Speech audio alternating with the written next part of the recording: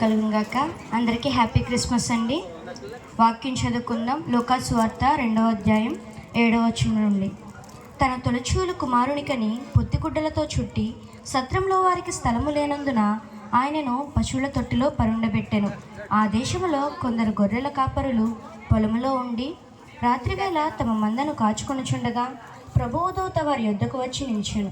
ప్రభువు మహిమ వారి చుట్టూ ప్రకాశించినందున వారు మిక్కిలి భయపడిరి. అయితే ఆ దూత, భయపడకుడి, ఇదిగో ప్రజలందరికీ కలుగబోవు మహా సంతోషకరమైన సువర్తమానము నేను మీకు తెలియజేయుచున్నాను. దావీదు పట్టణమందు నేడు రక్షకుడు మీ కొరకు పుట్టి ఉన్నాడు. ఈయన ప్రభువైన క్రీస్తు. దానికిదే మీ కానవాలు. ఒక శిశువు పొత్తిగుడ్డలతో చుట్టబడి ఒక తొట్టిలో పండుకొనిండుట మీరు చూచెదరని వారితో చెప్పాను.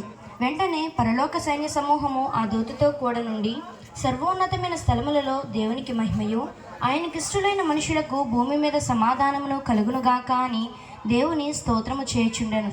ఈ పరిశుద్ధ వాక్యం మన వెనుకల్లో దేవుడు దీవించునుగాక. ఆమేన్.